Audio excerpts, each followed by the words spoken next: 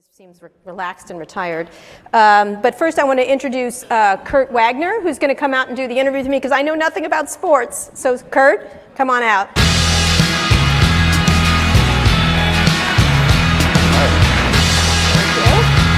Okay, Kurt covers social media and other things for us, and he's fantastic. And Thank you. You look great. All the sports I've been watching my whole life finally paying off right here. Right, exactly. I literally, as I always say, I'm the only lesbian in America who knows nothing about sports, so it's good to have you here. I really do. I really hate sports. But I like sports, Steve. So we're bringing out Steve Ballmer. Obviously, he was a longtime CEO of Microsoft. Now he owns Teams, he owns Twitter, he does philanthropy, and he is telling us how the U.S. government works and a bunch of other things. So Steve Ballmer, come on out.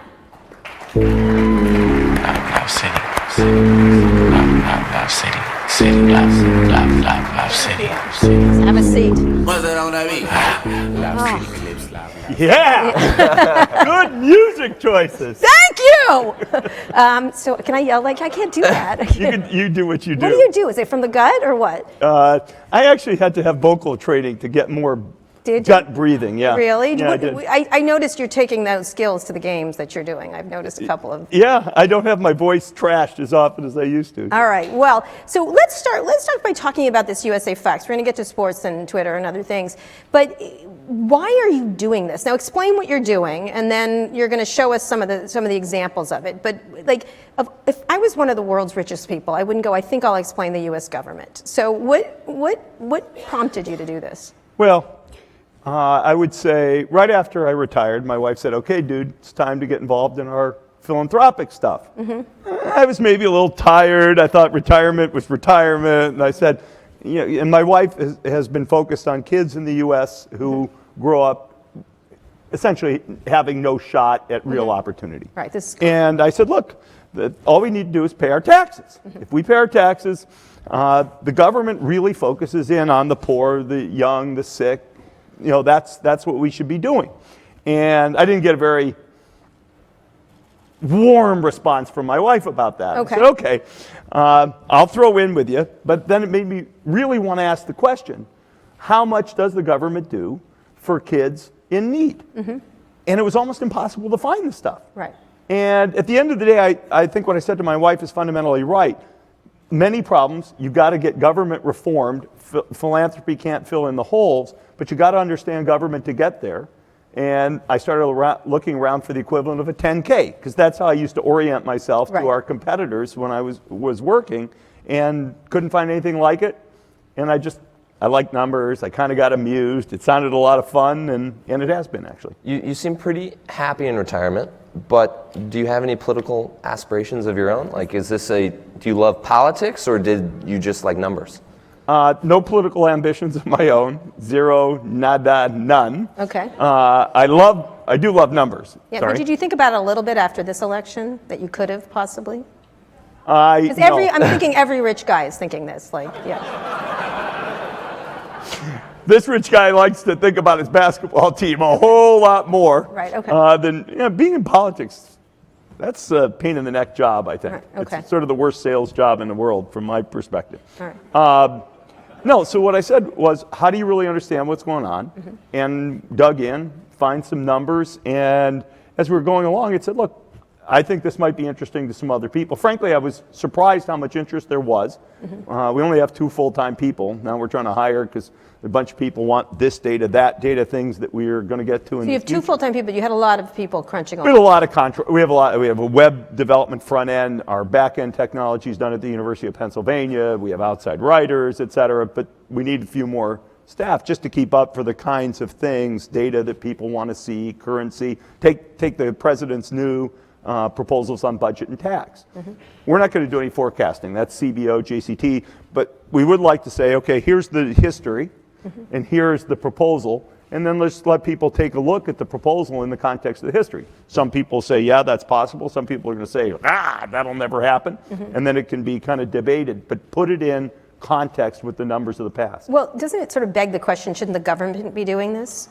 The government should be doing this. Yeah. Companies are forced to write their own 10Ks, and they are supervised by the SEC in doing that. And yes, do I think government should? But government's not organized that way.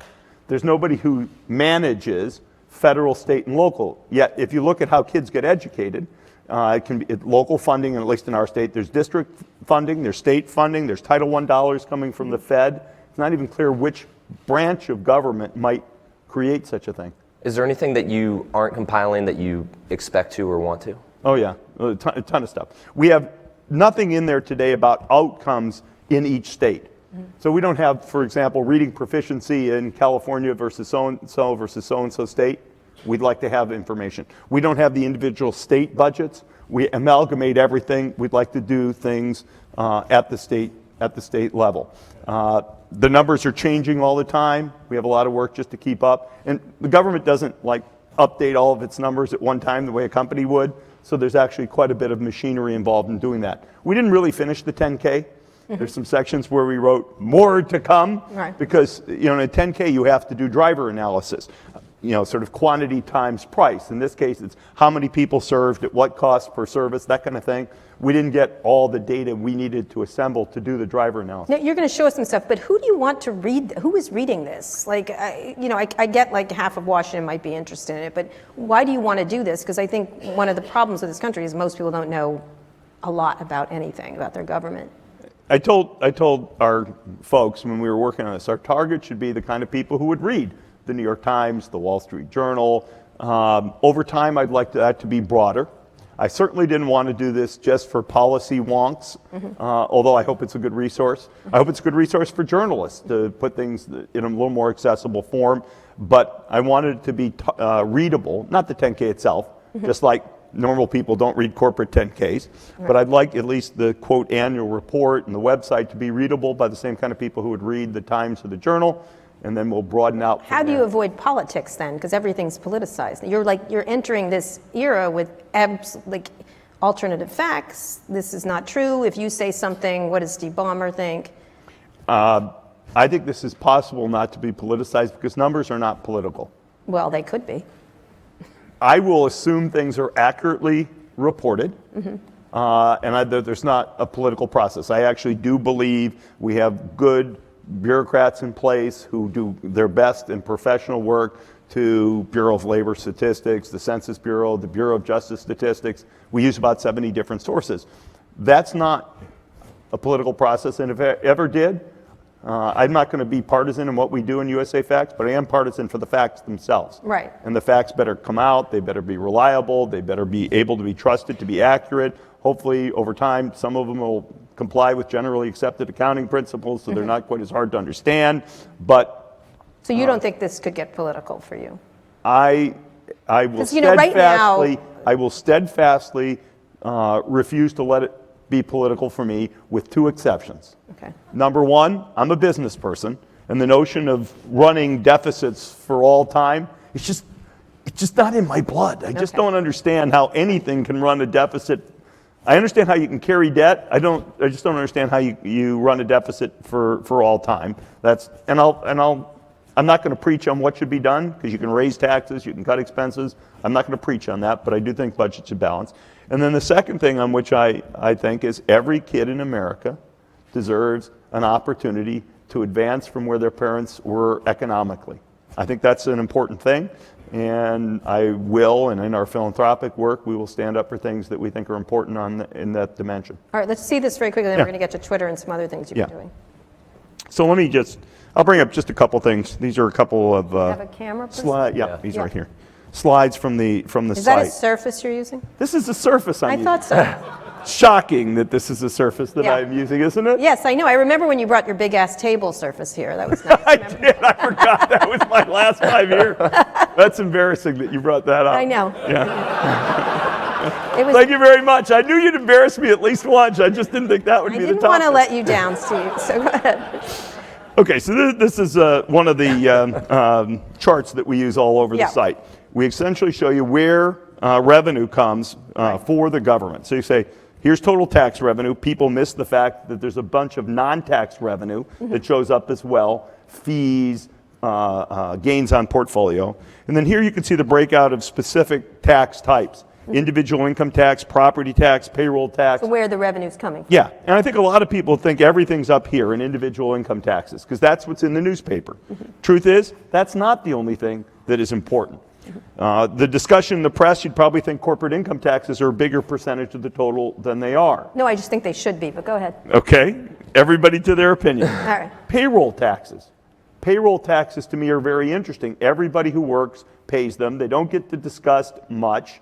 That includes the match from the employer, which is a big deal, and they cap out at $110,000 a year of earnings. So they're truly one of the more regressive taxes, and I'm not saying regressive, progressive, I'm silent on that, but it just doesn't get the discussion that you'd think it might, given its importance in our tax. And you're pulling, structure. this is all public data. You're just Yeah, I think this is all pulling Bureau of Economic Analysis, but in every part of the site, we will tell you what the sources are and how we use them. Let me flip to one that might be a little bit more interesting. This is a slide, and this takes government data, and we do some statistical joining of databases so that we can put things together. Let me explain what we have here.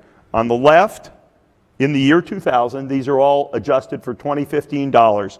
We show you what it took to get into the top 1%, the top 20%, fourth 20%, et cetera. We show you the same thing in 2015. Here are the numbers. We show you kind of where the money comes from, how much is market income, how much is transfer payments from the government, what total income looks like, and then what people pay in taxes. You can see here in 2015, the top 1% pays 24% of taxes, 65.7% is paid for by the top 20%. Okay, that's the orientation of what's here. Now let's take the interesting thing about this. You hear a lot about how the middle class is doing. The middle class to me is a crazy notion. If you go get a book and say, what is the numeric definition of the middle class? There isn't one. So I say, okay, what is the definition from a math guy's perspective of the middle class? Well, it's the people who earn in the middle. Right. So I just said, let's look at this by quintile. I mean, it sounds stupid, but that's not how it gets used typically in dialogue. So you can see here between 2000, sorry, drop the pen. Between 2000 and 2015, used to take $673,000 to get in the top 1%, takes $711 now. Used to take $110, now it takes $113. So obviously in constant dollar, people in those income brackets are moving up. Now if you look here at the middle 20%, it used to take $37,000 to get in, it now takes $31,000. They're poor. Less. Yeah. Less. So the people in the middle are have less in constant dollars than they did in the year 2000. And you can see that up and down the chain. The top 20% people say are better off. This dimensionalizes how much better off the top 20% are. The next 20% down, pretty much the same. And then you start to see down here the fall off. And then the bottom 20% is very poor, was very poor, remains very poor. And most of what, this is market income, most of what the bottom 20% lives on are these transfer payments from the government. Right. And are you presenting this to anybody besides us? Like, are you going out and www.usafacts.org. All right, it's out there for every. Look, all right. And some people look at this thing and say, you know, this is a political statement. It's not a political statement. Some people will say, wow, look at this. 24% of all taxes are paid by 1% of the people. That's too much. Some people will say the middle class is getting hollowed out. That's bad. So it doesn't say where you should be on that spectrum, but hopefully we don't let people get away with just snatching a number, making up their shenanigans and moving on. Yeah. This is correct. This is what the government data says. Now go have a discussion about how this should change with respect to all points of view, but don't fool us with the numbers. Right. Don't screw around with the numbers. Because they never do that. All right, speaking of, we're going to switch gears to sports and your investment. That's fascinating, actually. I think it will get politicized, though, sadly. Twitter.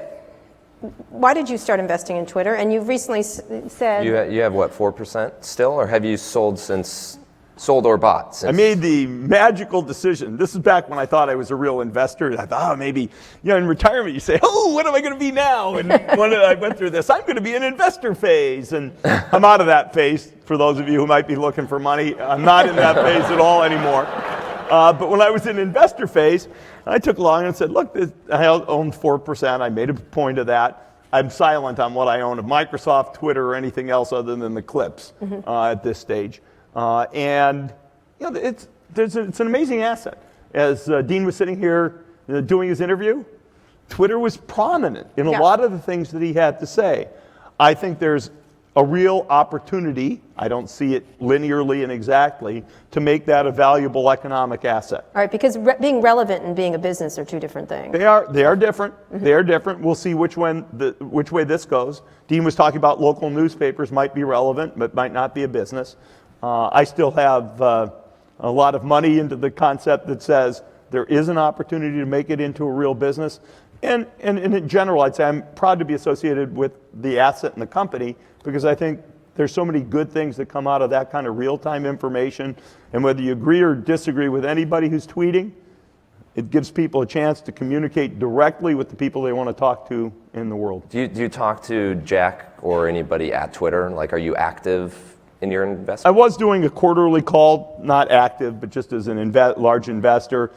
I stopped that. As soon as I decided my business is not investment, the only thing I really focus in on a close basis now is my Microsoft shares. Serious. But I'm going to just stick on Twitter just for a second, but you still own a large percentage. Yeah, I still own it. And did you try to buy it when you were at Microsoft?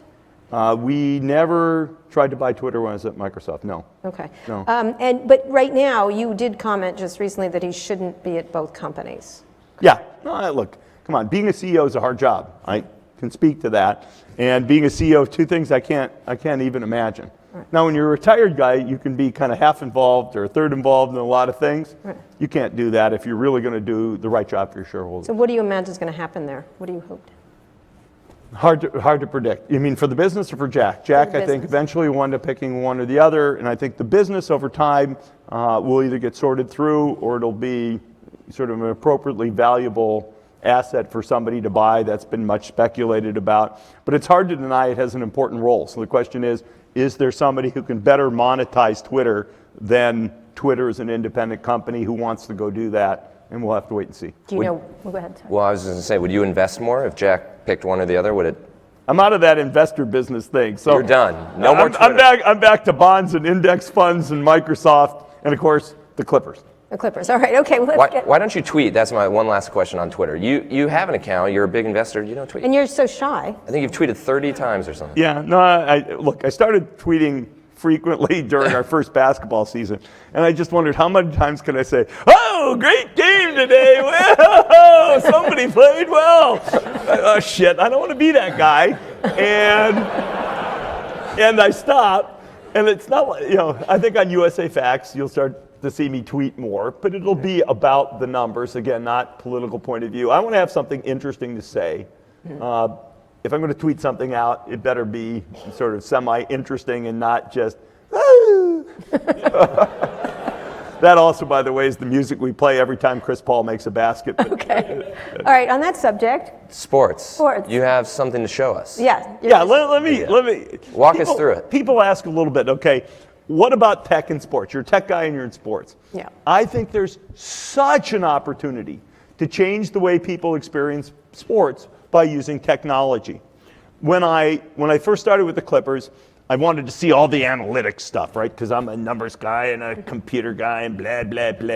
And I go see these guys. Rajiv, I think, is here, runs a company called Second Spectrum. They do the analytics software. And Rajiv and his co-founder, they are computer science professors from USC. And their background is machine learning and computer vision. Analytics guys? And they explained to me what they've really done is built a machine that can recognize and understand the game of basketball. There's 6 cameras in the ceiling in every NBA arena. You take the feed, they can recognize what's going on in the game, what players are where the ball is, where the ball's moving, and they can do analytics around it. They can watch the play, and then they could say that was a pick and roll, defended it of this type, there's 12 times a pick and roll, defended in this way by this set of guys, and the probability of that ball going in the basket was X. Their software can do that. And I'm thinking, this is really cool. What if, particularly when people are at home watching on television, or on the internet, really, in the future or today. The internet. Yeah, because who knows? Some people think it's on their app. Some people think it's in their browser. Some people think it's on their TV. But when people are watching over a TCP/IP connection, you say, what if we could actually diagram what plays are going on because they can recognize it in real time? What if we can flash your fantasy points right on your player so you can be seeing what that was worth to you? What if we could show the probability of a shot going in? And frankly, with a few high-def cameras in the arena, what if we could synthesize the view from a player's perspective? So you could say, you're at home and I want to see the game the way Chris Paul sees the game. I want to see the game the way DeAndre Jordan is when he's above the rim, pounding down. I'm a baller, man. I just want to see the game the way the guys who are playing it. We can synthesize that. The software will be able to do that. All you need is a few high-def cameras in the arena and the right software. So I get all jazzed up about what's possible. And All right, let's show this thing. yeah, let's show it now. It's like yeah, I'm going a little crazy. All right. Go ahead. So we'll give you a little bit of a sense. So go ahead. You got to roll the video. There we go. Normal. Watch the game. Now, pick, roll, pop, boom. Let's go to the next one. You can see the play. You can see the fantasy points over the guys' heads as they get through. You can see the regions on the floor and where people might shoot from.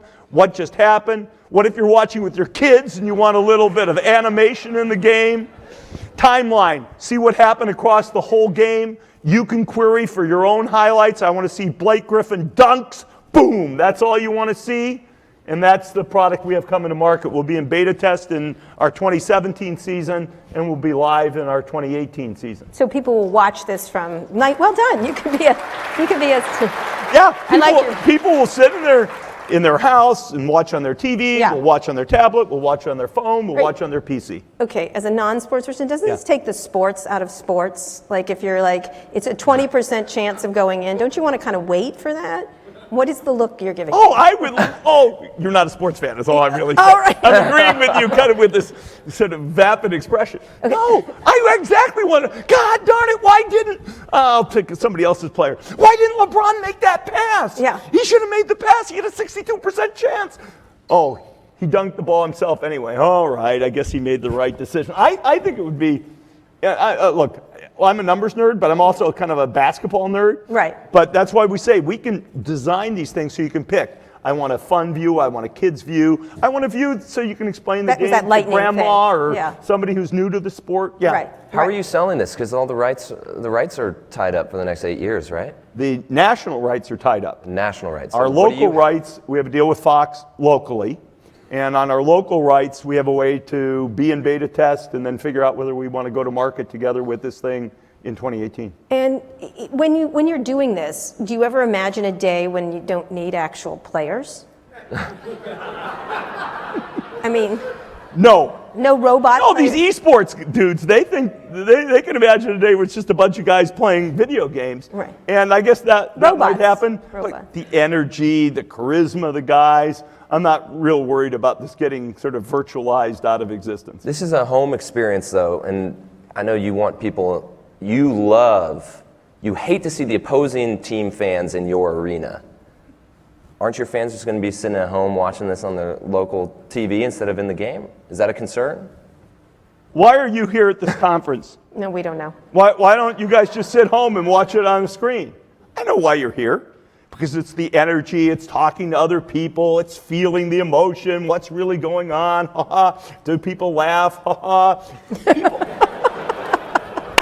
No, people like human interaction and excitement and enthusiasm. I'm not worried about Do you want it in the arena, this stuff where, because, Ted Leonsis and Mark Cuban have talked about this, that you're in your seat, and of course everyone now is staring at their phones during. We hate that. What do you do? We hate that fact. Do you jam them? What do you want them to do? Well, what I really would like, I think the augmented reality stuff has a lot of possibilities in arena. Okay. You can have your head up instead of having your head down. Right. You can be seeing the same kind of experience if you want to see that information coming to you. So you're wearing a head thing.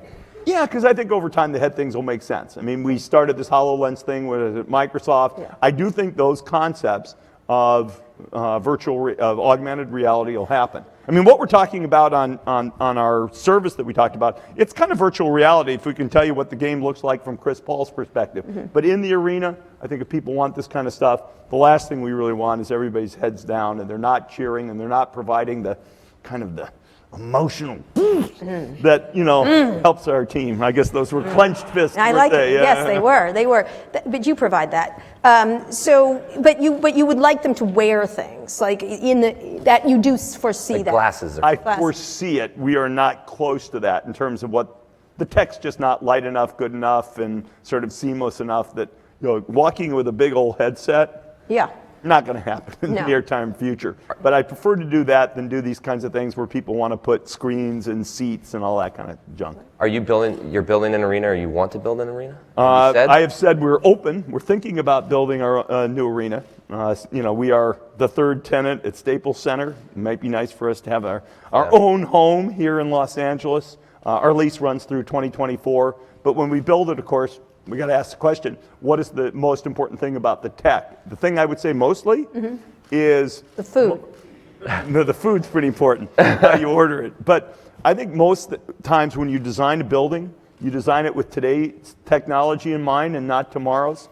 And that's particularly bad in arenas. Think about, I guess I saw that is it Steelcase that's one of the sponsors of your show. Yeah. The Steelcase guys have to be really thoughtful. You don't want to do all this cabinetry with built-in X, Y, and Z. It gets obsolete in 3-4 years. Right. You want to think about how do you let technology come into your building without building your building in such a way that you can't be tech flexible for the next 10 to 20 years. Okay, we're going to get to questions, but I want to ask one more question. When you look back on Microsoft, I want you to talk about one thing you think you did wrong, and then the second thing is what you would do now, today, not at Microsoft particularly, but throughout the tech industry. Where do you think you called it incorrectly? I'll give you the principle, and I had some, a principle. I'd say I probably had more than one thing I regret on this. Companies get successful with an idea, with talent around the idea, and with capability as a company to execute on the idea. Turns out if you want to have a second idea that is different than the first, you may need new talent, but you also need new capability. And you don't get new capability overnight. So if you're lucky enough to invent the first thing and invent the second thing before nobody else does, then you can build up new capability. But I think I was too slow in cases to recognize the need for new capability, and particularly in hardware. I wish we had built the capability to be a world-class hardware company, because one of the new expressions of software is essentially the hardware. And I think we came to that later than I think. The company should have built, under my leadership, should have built that capability earlier than we did. It's got a different business model. It's got a different delivery model. Right now, Microsoft's making the transition in terms of new capability being the cloud. That one I think we did right when I was at Microsoft, and I think Satya Nadella has done a good job, sort of taking that to a whole level I couldn't have imagined when I worked there. But new capability it's hard to even understand. The analogy I use, I've taught this little leadership class at Stanford in business school, is it's like getting in the weight room. You may not know exactly how you're going to use your new capability, but you got to be stronger. Right, but capability is a word for mobile. Is that correct or not? Hardware. Hardware, okay. I'd say hardware overall. Okay. The thing I would say we missed with phone is we try to use the old techniques. Software licensing, blah, blah, blah. We tried to use all the same techniques, and the same techniques were never going to get us there. We had the wrong monetization model. We had the wrong delivery model. All of that, and it's because we didn't build new capability. In the cloud, I give you exactly the opposite answer. We built the new capability, and it served the company well. Now the company is building. We started when I was there, and they've done a good job building up the hardware capability. I was in a Microsoft research review years ago, and some of the research said, look, at the end of the day, there's only going to be silicon in the cloud. Everything on the client will get built into silicon, and everything else will be in the cloud. And that was the wake-up call for me to say, darn, we really have to be good at this hardware stuff and this cloud stuff. When I left, we were talking about devices and services as a mantra. Yeah. And really, for me, what that meant is new capabilities, a hardware capability and a cloud capability. Okay. All right. Question. I want to jump back to USA Facts for a second. I think the idea of consolidating the data, making it easier to read, that's great. Yay. All in favor of that. And to hook it up with the VR thing, we're actually showing some of the same data in VR outside there. But my experience as a longtime data nerd like yourself is that most people are not particularly impressed when you present them with raw data, even if it is nicely curated and nicely visualized. And I think you demonstrated that yourself by not just showing us USA Facts, but instead presenting it to us as a story, right? You showed us slides and then you told us the story. And so I'm curious, Dean said before, he said, I think we assumed our readers knew stuff that we were wrong in assuming that they brought to the table, the context that they had. So my question is, what are you doing to actually bring this to people who aren't already looking for it? Because I think that's the vast majority of people. I think you're right, actually. I thought job one was to get it done and created for the people who would be sort of interested enough to get there. Now our next challenge, other than filling out the data sets, is trying to create the right way to bring information together. Not that tells a story about where things should go, but wraps. The one we're working on right now is the president's proposed budget and a spend and revenue plan. How do you bring that alive in the context of historical numbers? And we will be silent about whether good, bad, recommend, no recommend, but you want to be able to tell a story. Or we want to be able to work with journalists who can tell the story. We don't need to do all that work ourselves by any stretch of the imagination. I just want stuff deeply grounded in the numbers. And the thing we also believe in is deeply grounded in context. Even journalists wind up having to pick a number or two to bring something to life. I want people to be able to then drill in if they're interested in other things. Yeah. We have stuff to learn, but that's how I think about it. There's a really good story in the New York Times today about Donald Trump needing everything in that kind of context, easier charts. He's not the only one. Yeah, no, it was. It was essentially intelligence for dummies. You guys remember that Ross Perot stuff? What? He didn't have it all wrong with that stuff. We're trying to figure out if we can Ross Perot-ize a little bit what we've got to get to a broader audience. That's a fair point with his charts and stuff like that. Right. Hey, Steve, John Ford from CNBC. You seem to be really flirting with doing journalism here. I mean, you got USA Facts, you like Twitter, distributing information. Why don't you just take the plunge? Build or buy a news organization. I just told him to write a check to the New York Times. I mean, you're talking about telling stories with the data? I mean, come on. What do you think of Bezos? Not how I think about it, but I accept the perspective that you all bring to this. It's just not kind of the way I think about it. I also look between the work we will continue to do on USA Facts and the work, the focus my wife and I have on making sure, being part of the process to try to enable every kid in this country to have an opportunity at the American dream. To borrow an expression, you want to make America great again? Give every kid in America an opportunity at the American dream. So you're not going to buy a newspaper. What do you think about Bezos doing it? I think Jeff manages to juggle a lot of things. I like my little world of a few things that I can really get my hands around, but power to him. All right. What do you believe your greatest contribution to the Clippers is outside of capital, and is there a sense of top-down management within the organization?